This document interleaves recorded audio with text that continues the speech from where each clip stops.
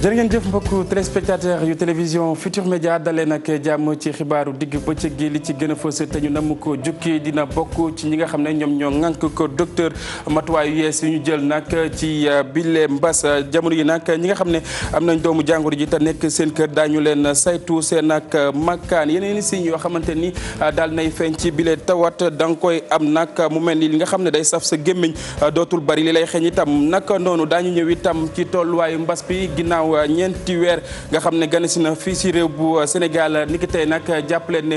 juróomi doomi aadama ñoom ñoo dolleeku ci lim bi nga xam ne rek ñoom ñoo ñàkk seen bakken téeméer ak ñaar fukk ak juróom-ñeent ci ay doomi aadama ñoom ñoo amee mbas mi boobaak léegi yéen ngi koy dégg ci suñu yoneen jotaayu xibaar nag mu di atteb ki nga xam ne moom moo di Pape Alioune Fall mi ñu njort ne moom moo rek daal di faat Binta Camara ca diwaan bu Tambacounda moom moomee sax nag daal nañ koy tëj lu tollook giir ko dundam brigade bu gendarmerie bu Pout nag fees dell ak ay nit ñoom ñooñu nag di ñi nga xam ne ñoom ñoo yëngu ci wàllu mbayub dër mi li ko dalee Kër Moussa ak Jandeer ba ci sax foofee nga xam ne moom moo di Pout lu ñuy ñaawlu bokk na ci yeneen koy gis noonu rek ab promoteur bu ñu jàpp ne dafa bëgg nangu seen ak suuf boo xamante ni seen maam moom moo leen ko bàyyiloon ñu si bay dañ ci toftal itam li nga xam ne moom la yéen a kaay yi xëyee niki tey ji mbokk yi li léppi tënk la bu ngeen taaxirloo tuuti ma dikk ñu faram fàccee.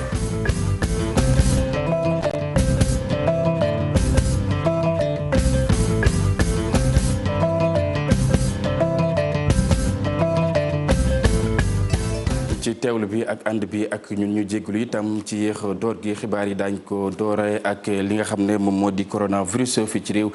bu Sénégal yeneen ni mbir yu yees yoo xamante ni daal dañ koy gis ci wile wàll feebar bi mën naa nekk ci yow li nga xam ne day saf sa gémmiñ dootul bari lay xeeñ itam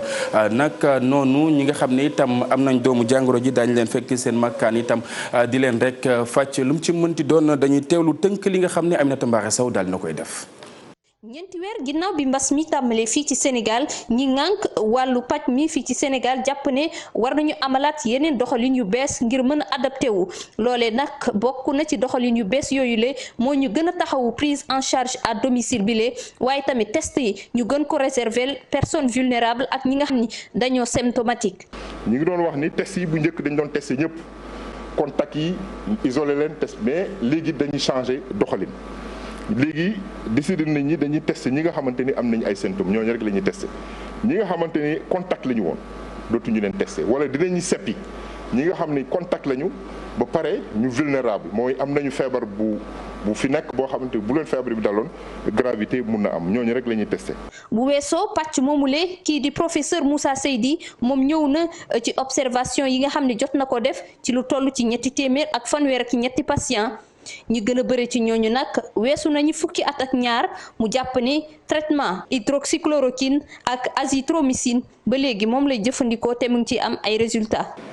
Les résultats que nous avons obtenus. résultats yi ñu nemmeeku ci jëfandikoo hydroxychloroquine ak azithromycine dañu gën a firnde li ñu ci njortoon ak li lim gi yokk. Confirmé avec cette série plus importante. leneen lu bees li professeur Seydi nemmeeku mooy ay signes yu bees yu bokkut ak benn yoon yi ñu doon wax ne ñooy joxe lii di Covid-19 mooy maanaam dafay am ay patients yoo xam ni dañuy ñàkk appétit wala sax dootuñu yëg dara duñu sentir dara ci seeni bakkan. Ces signes sont évocateurs de Covid-19. signes yi doon na ay mandarga feebaru coronavirus du ma ni feebar bi rek la ñuy firnde ndax mën nañ ko gis ci grippe wala yeneen feebar waaye ci téeméer yoo jël yu ko doon jàmbat juróom fukk yi ba ñu leen testé ndeke dañoo amee woon virus bi. Quand ils sont testés au Covid-19 s'avèrent véritablement être infectés par le virus SARS-CoV-2. Sénégal nekk ci taxawaay bu bees ci xeexum Covid-19 bi fii ci Sénégal bokk na ci frontière aérienne yi nga xam ne ubbi nañ ko ci noone tamit Sénégal jàpp ne ñi nga xam ni dañuy jóge bitim réew di dugg fii ci Sénégal dañu war a amal seen test balaa ñu dugg si fii ndaxte jàpp nañ ne nit ñi bu ñu bëree du ñu mën a def test yëpp fële ci aéroport international bi. Aminata Mbaare Sow loolee lépp nag di ay dogal yoo xamante ni gouvernement bu Sénégal daal na koy jël ci mbas bi la ñuy des ak moom nag ginnaaw ñeenti weer yoo xamante ni ganes na réew bu Sénégal tey jàpp leen lu tollook juróom ci ay doomi aadama ñoom ñoo dolleeku ci lim bi nga xam ne ñoom ñoo ci ñàkk seen bakken jàppaleen itam lu tollook téeméer ak ñaar fukk ak juróom-ñeent ci ay doomi aadama ñoom ñoo ko amee juróom-ñeent fukk nit nag ak juróom-benn ci ñoom di ay cas contact dañuy teewlu docteur Mamadou Ndiaye moom moo yoroon kàddu bés bi. ci junni ak téeméer ak juróom-benn fukk test yi ñu jot a def téeméer ak ñaar fukk ak juróom-ñeent cas ñoo ci positif ci ñoom juróom-ñeent fukk ak juróom-benn cas ñoo ci contact fanweer ak ñetti cas ñoo ci cas communautaire mooy ñi nga xam ne ñu ngi jëlee feebar bi fi ñu ko jëlee jotuñu ko nemmeeku wala xamuñu fi ñu ko jëlee ci ñooñu nag Rufisque am na ci ñeent Mbao am na ci ñeent Plateau am na ci ñeent Ouakam am na ci ñett Ouest Foire am na ci ñaar Mariste am na ci ñaar Ngor am na ci ñaar Diourbel am na ci ñaar Ziguinchor am na ñaar Dieuppeul am na ñaar Derklé am na benn Cité Marine am na benn Almadies am na benn Gibraltar benn Kër Massar benn Diamniadio benn Touba benn Thiès benn juróom fukki patient ak ñeent mooy maanaam juróom fukki ak ñeent ñi nga xam ne ñoo entré woon bi ñu saytoo seeni yaram ànd dañoo doomu jàngoro ji nekkatul ci seen yaram kon mun nañu wax ne que wér nañu bis yàlla andee dañu génn fanweeri cas ak juróom benn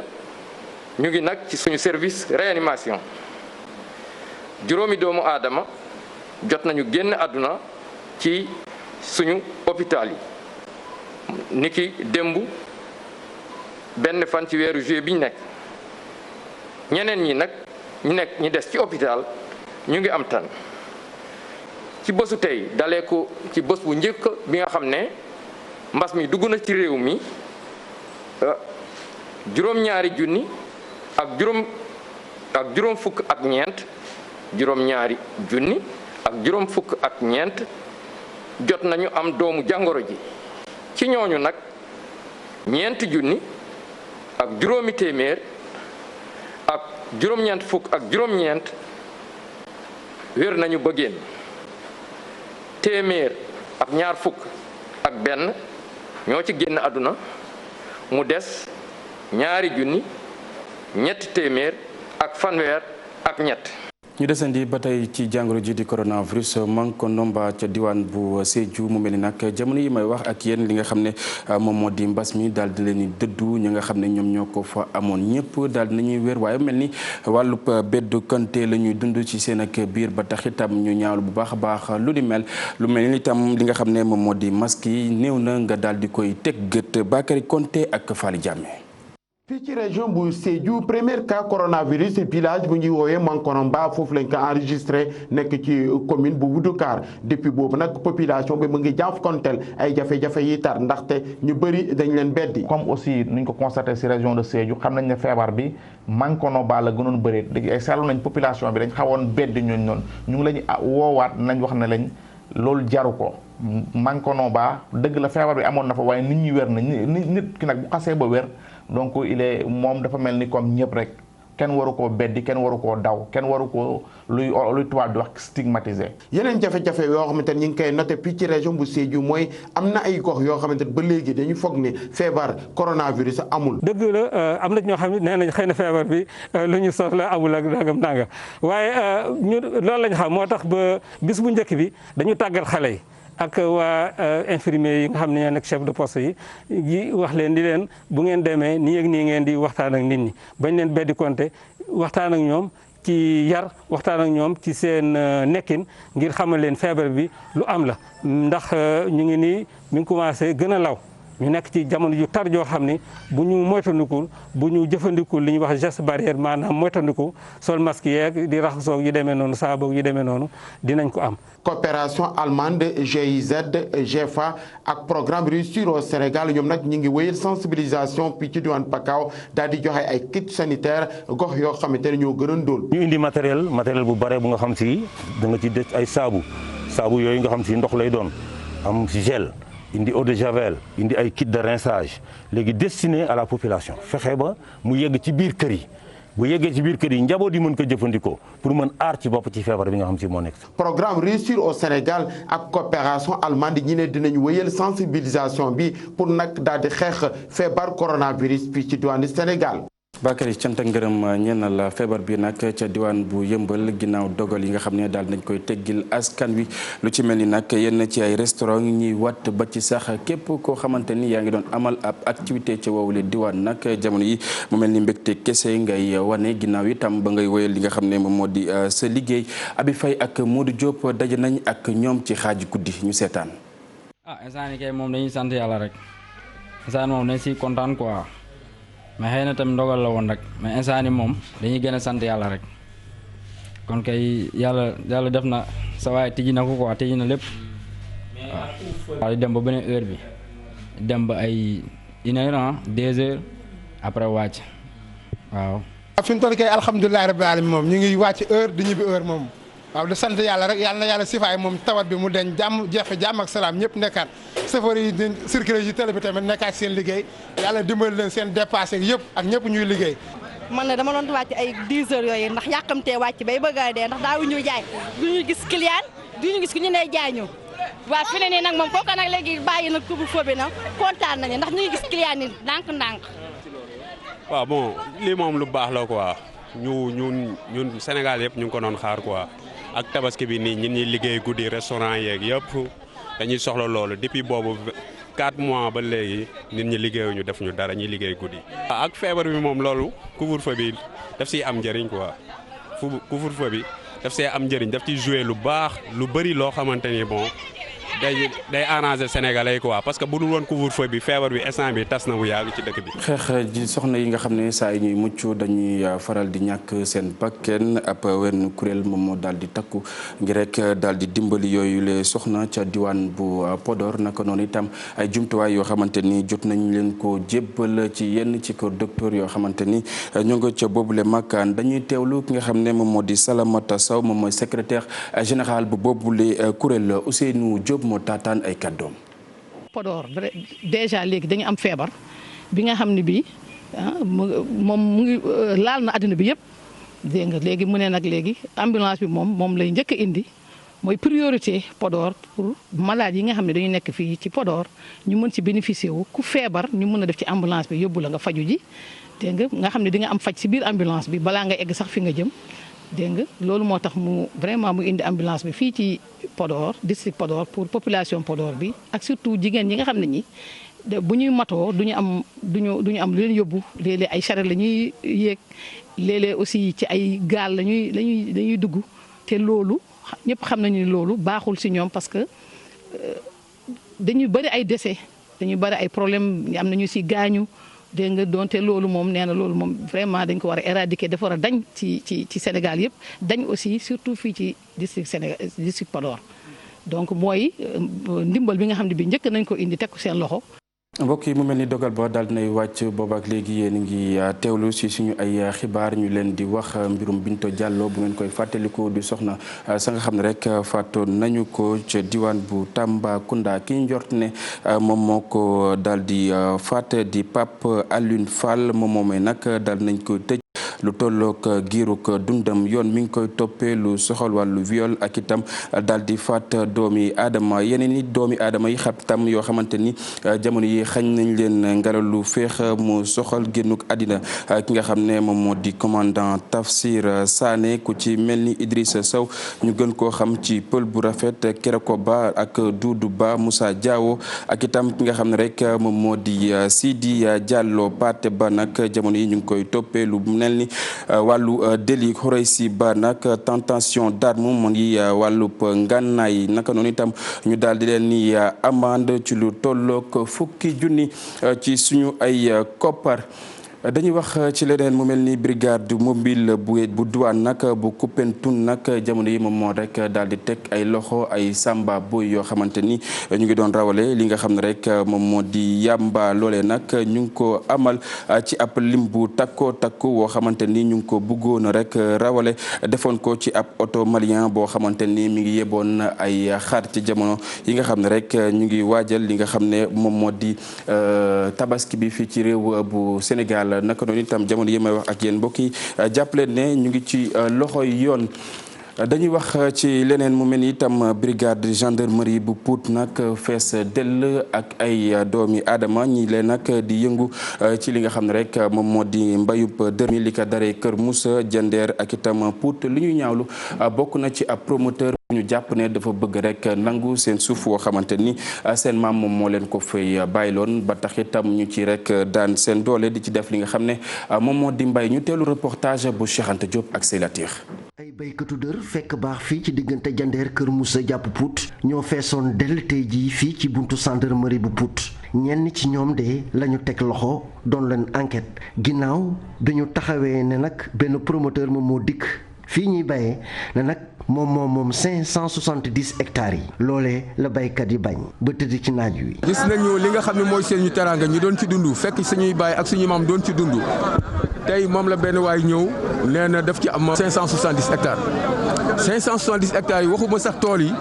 waaye dëkk yi leen environ yi leen jigee yëpp dinañ ko ci boole waale bu soobee yàlla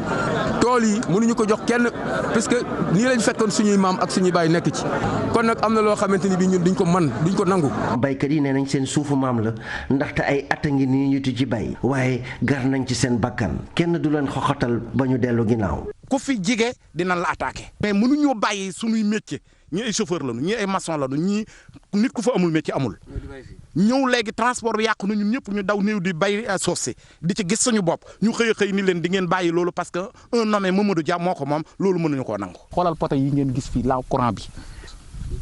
ëpp na 500 millions loo xam ne lépp étudiants yi ñii fii nii am na ay étudiants yoo xam ne am nañ sax licence mais ñëpp dañ ko fay bàyyi ñëw fii ci àll bi. lii suñu dund la buñ ko jëlee moo ko rey ñu benn la parce que ci la ñuy dund. géomètre bi ñu ñëwee doon natt tool yi ñoom ndaw yi dafa am matériel yoo xamante ne dañ koo yàqoon ba tax promoteur bi amaloon benn plainte ñu indi leen fii ci gendarmerie bu Pout. Cheikh Anta Diop cant ak ngërëm ñeel na la waaye itam bu ñu jugee ca diwaan bu Pout foofee nga xam ne moom moo di ca Tambacounda puune ya fa nekk nag jamono yi ñu ngay yuuxu wàllu ndax naaj bi nga xam ne sonal na leen tey faral di yàq seen yaram li ñu ñaawlu bokk na ci ñàkk ay jumtuwaay ñu ngi yeggee seen kàddu ki nga xam ne rek moom moo di Badara Tine di coordonnateur bu RADDHO gunge leen ci xeex bi nga xam ne ñu ngi koy bëgg wëyal. Fatima Soumaré moom mooy secrétaire général bu Albinosi Moussa Omar Gueye ak Fally Gueye ñoom ñoo taataan ay kàddoom.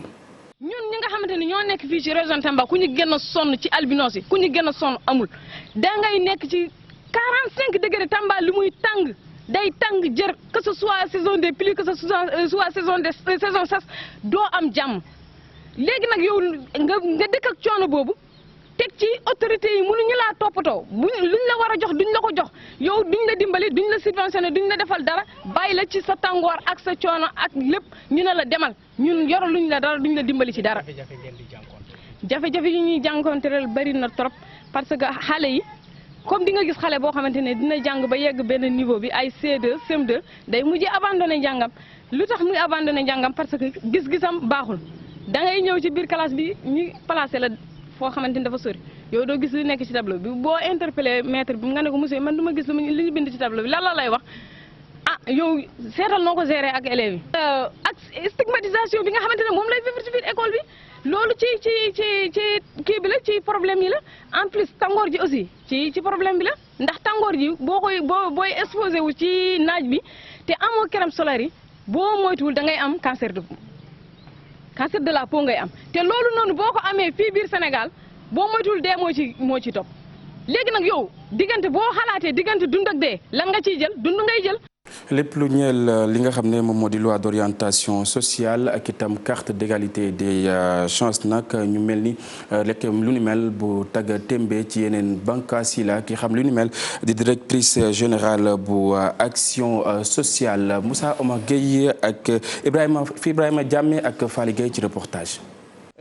président joxe woon na instruction ci benn conseil des ministres bu 14 juillet de l'année 2019 pour que ñu accélérer mécanisme yi nekk ci loi bi mais booy xool service yooyu nga xam ne mu nekk sorti carte bi wala ci loi bi du ministère de la santé et ak action sociale kese moo ko yore dafa am ministère ak yeneen yu nga xam ne tamit dañuy lëkkaloo ak ñoom muy notamment ministère développement communautaire muy ministère de l'éducation ministère de la famille ministère yu bëri yu nga xam ne dañ leen di xaar ci effectivité loi bi effectivité aussi service yi nga xam ne ñoom la ñu adossé ci carte bi donc loolu bu ñu defee atelier boobu tamit am na ay mesures yu nga xam ne jëloon nañ ko ñu ngi koy topp ñu ngi koy suivre parce que ñi nga xam ne war nañu rendre effectif yenn services yi su fekkee ne amuñu experts yi nga xam ne war nañu mën a travailler ak ñoom ñun mën nañ mettre à disposition suñu service législation comme ça ñu jàppale leen ñu góorgóorlu ba nga xam ne yenn yi dafay effectif li ñuy topp kay mooy yeneen services yi pour que ñu matal services yi. lépp mu doonoon directrice générale bu action sociale ngeen doon teewlu ci micro Ibrahima Diamé ak Faly Gueye dañuy wax ci leneen mu di nawet bi nga xam ne daal nay teru ak itam inondation yi jiit bu bokk moomeel bu Kaffrine di ñaawlu bu baax a baax lépp lu soxal langu politique bi nga xam ne rek daal nañ koy sóob ci biir moom Abdoulaye Wilane sekkoon na ab waxtaan ak Omar Ndiaye ak Boubacar Fall boobu ñu seetaan. inondation yi ku ne xam na ne lu lay dal ñaar fukki at faaw nga wut ci pexe li mu laaj depuis 2012 bi ma nekkee maire ba léegi ne maa ngi ci taxaw waaye depuis 2012 bi ma ànd ak président Macky Sall di ko jàppale am na ay diggé ay nisër yoo xam ne nii moo woote moom wax ko santaane gouvernement am wala lii sax ñu nattoon ko ci programme gouvernement bi waaye lu ci bëri bu yéexee mbiru politique politicienne mbiru parparloo mbiru nëxal xel daf ci dugg ndax bëggoon na fi tabax 200 maisons. bon loolu xamul lu ko daa fànq ba nëgë ni toxal ñi nga xam dañu nekkoon ci bérébu inondation yi waaye itam ñooñu itam ña dëkk ci lieu yi inondé politiciens yi nekk ci dëkk bi am na ci ñu ñëw ruux leen teg leen musiba ndax xañ nañ leen seen yelleef ak seen àq ak seen njëriñ entreprise bi nga xam ne moo war a defar canalisation bi ak station de pompage bi yéex naa defar liggéey bi normalement juin bi waroon na fekk mu pare waaye mel na ni ñoom dañoo ñàkk xaalis ba mun amuñu pexe loolu moo tax maa ngi ñaan gouvernement bi mu dimbali ONAS ba xaalis boobu mën a dimbali entreprise bi mu gaaw a pare liggéey bi balaa nawet bi ñëw waaye entreprise bi fépp fu mu gas suuf su fa nekk la mu war a jagal la mu war a réparer ci canalisation ci ndox ak ci ay fil na ko defar tonni gravats yi ak suuf si ba nga xam ne suuf soosu bu ndox mi ñëwee du ko dévier mu dugg ci ay kër yu daanul taa. nawet wi teru ñeneen ñoo xamante ni nag jamono yi ñu ngi jànkonteel ak ay jafe-jafe di càmmkat ya nga xam ne ñoom ñoo nekk ca diwaan bu Kolda mu mel ni sax nag lu ñu jox seen jur yi si lekk nag jamono yi ay jafe-jafe la ba tax itam ñenn ci ñoo xamante ni rek lëkkaloo nañ ak nguur bu Sénégal ñoom ñooy indi seen ak njàppandal di leen ko jébbal Abdoulaye Diallo. jot ci ñamu njur gi rawatina bu noor jotee dafa doon ab jafe-jafe bu tar pour borom njur yi diwaanu Kolda li siy toftalu mooy ñàkkum meew ci biir diwaan bi daanaka fii ci Kolda pour nit ki am fii meew ci noor jafe na lool.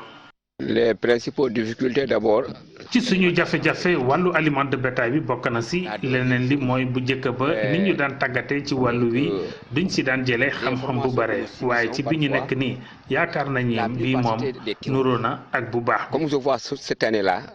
aller vers les pratiques aussi très important. ginnaaw mbéy mi càmm mooy ñaareel activité boo xam ne ci la askanu Kolda di gën a yëngu mu waral ay partenaire nguurum Sénégal ci wàllu càmm ñu daal di tàggat ay sàmmkat yu diwaanu Kolda ci nan la ñuy defaree ñam pour njur gi. Donc l'objectif du projet donc c'est à travers deux composantes principalement. ñaari mbir ñoo ñu tax a jóg benn bi mooy wàllu fourrage muy ci activité bi ñu nekk nii di foo xam ne mën nañu woon sàmmkat yi nan la ñuy mënee am ba ñetti façon ñam njur gi comme bi ñu duppee mukk na beneen bi doon ñaxu ñebbe te ñu bëggoon sax indi yeneen façon ñam yi bàyyeekoo ca Corée waaye ak mbas mi loolu mënta antu. Espèces qui nous venaient de la Corée mais avec la pandémie actuelle donc cela n'a pas pu se faire mais c'est des perspectives à venir donc c'est des espèces fourragères surtout à double usage telles que le maïs. loolu doon ab pexe bu méngoog pexe yu nguurum Sénégal lal te ñu jëmale leen ci wàllu càmm. L'État du Sénégal, dans sa politique d'amélioration laitière. ngir Sénégal am meew mu bare nguur gi dafa nas ab programme bi nga xam ne dañuy pomper nag yi waaye loolu ci diwaan yi ci bët gànnaar réew mi pour fii ci bët saalum réew mi pour ñu am meew mu bare il faut que nag yi suur moo waral ñun ñuy rafetlu lu waa COPIA di def. est venu à son heure. ngir Sénégal wàññi jéggaani gi ñuy jéggaani meew sàmmkat yu diwaanu Kolda ñooy ñaax nguur gi ndax ñuy fexe ni ñuy yokkee wàllu ñam njur gi ak ñoom sàmmkat yi ñuy jot ci ndox ngir seeni njur tamit ñuy samp ci ay diwaan yu mel ni Kolda ay usines yu mucc ayib yi mën a liggéey wàllu meew. Abdoulaye Diallo cant ak ngërëm ñeel na la dañuy wax ci le réseau des enseignants républicains nag ñoom ñooñee ñooy amal ab xalaat ëllëgug Sénégal ginnaaw bu ñu jugee ci li nga xam ne moom moo di mbas mi te itam di sàkku ñu amalaat beneen gouvernement indi li nga xam ne rek moom moo di ilimaanu jëriñ ji ngir rek mu daal di mën a wëyër ki nga xam ne moom moo di Youssou Touré nag di artu ñi nga xam ne ñoom ñooy xarab ak xaxar gouvernement bu Sénégal ab waxtaan bu ñu woote woon ak way taskatu xibaar yi Abi Faye ak Modou Diop.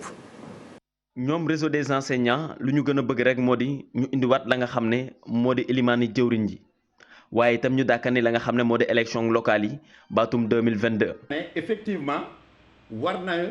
mën a am premier ministre mais même bu ko amul aussi da ngeen di fàttaliku premier ministre bi du obstacle à l'épanouissement de cette société. c'est pas ku nañu fexe daal. ba ñun ñu bañ see dugg parce que man bu ma si duggee dana tàng de. ban défense ma laa jël di dàq nañ ma dàqaat ma extra mais terewul ñu ngi ànd ba tey ji parce que nit ku nekkay juum. di ay artu yi mu def mbokk apéristam yi moom Youssou Touré maire ba futt la def gannaaw ba nga xamante nit ña ngay xarab ak i xaxar ki nga xam ne moo di njiitum réew mi ak soxnaam. wax yi te xam naa leen dugg naa fi fu nekk ñëpp xam naa leen de te kenn gënumaa ñaaw làmmiñ kenn gënumaa ñaaw làmmiñ donc il faut que ñu intégrer loolu parce que nag man de aw ma tiitukaay par rapport à cette question. tax na itam muy woote akub dal ngir ñu xool ana nan rek la ñuy gën a mën a booloowee ngir situation réew mi gën a mën a jaar ci yoon askan wi mën a fàtte li nga xam ne moo di mbas mi. buñ bëggee jàmm nañ bàyyi xas yeeg saaga parce que mën nañ ko nag mën nañ ko de on peut aller au-delà de ça on a les armes nécessaires pour prendre en charge ces questions-là. Pour tous les jours faire une publication. Nous en avons les compétences. C'est important. ñu janoog way taskatu xibaar yi réseau national des enseignants ci seen boppam it di ñaan njiitum réew bu Sénégal mu samp itam comme ca ndorteel ga na mu ko defee woon muy 25 ci ay jëwriñ yoo xamante ni des nañ gën a mën a liggéey réew mi ngir mu gën a mën a ñoŋ. Abi Faye cant ak ngërëm ñenn la dañuy wax ci leneen muy lii yéen kaay yi xëyee ñu ànd ci ak Mamadou Mohamed Ndiaye. président Macky Sall su yeboo xalaataat nu muy delloosee poste premier ministre ci Sénégal ndax ci gis-gisab yéen kaay bi di observateur wét na lool ci toolab xare bi cundum la def ci kanamu xare boobee du dara lu ko wër nepp karange wala ku koy dékkul balya yéen kaay bu groupe Futur Média dellu si ci li waraloon nag moom jiitu réew mi mu jële fi poste premier ministre ngir mu ne yëf yi gën a gaaw te bar la woon wàññi escalier yi ndaajaar yépp laata signé wala dogal kon baral jéego yi ngir projet yi ak liggéey bi askan wi ci boppam ku ca ne ak foo fare ci réew mi nga yëg ko bu baax moo doon yéene bi waaye observateur ne ab diir ginnaaw si faw nag ak nangu ci ne baral googee mu dige woon nekk gul lu jëmmoo am nay observateur sax di aji seetlu yu njort moom président xalaataat ci delloo si poste bi donte faw mu jaaraat ci laalaat beneen ñeel constitution bu Sénégal mu njaay Cissé njiital ONG 3D bokk ci société civile bi ne ndokk su doon boobee poste premier ministre day dellu si waat ndax track bi mu ne fastagul Sénégal jamono yi nag moom président la mu bëgg mu bar ca gaaw ca tar nday liggéeyam nguur gu Sénégal ngir suqaliwaatu koomu réew mi ginnaaw coronavirus bi laas ne bokk na ci pexe yu mu tëral mooy fomb vacances yi nga xamante ni mooy yu gouvernement bu Sénégal naka noonu it juróom-benn weer yoo xamante ni dañuy tegaleb liggéey bu amul àpp amul noppalu waa aar sunu moomeel ñoom ginnaaw corona bi wàllu mbay mi lañu gis ne jafe-jafe ba ci jéeye sax ku yóbbu ku moywul mu am ca ñu jàng ko ci waa Grand Place ñu naan fa opérateurs yi chantage la ñuy def ci Sine Saloum joxewun foofu njiw waaye koppar béykat ya jaaxle lool waral ñuy jënd ñu ne njiw moomee ca marché ya lu ma it ñu ne njiw mi 750 francs jàpp 900 francs la ñu ko fay jaayee séddaleem intrant yi ci wàllu mbay mit ci kaw gi waa aar sunu moomeel gis ne kumba am ndey ak kumba amul ndey da ca am jàngoro ji moom di coronavirus di wéyal yoonam ak yàqam ci dëkk bi libération ne fukk ak benn ci ñu faatu ñetti téeméer ak fanweer ak juróom-ñeenti cas ci ñetti fan kese ak fanweer ak juróomi cas grave ci l'hôpital yi source a ne ko ñun kay on est mal baare maanaam yàqu nañu rek ñeent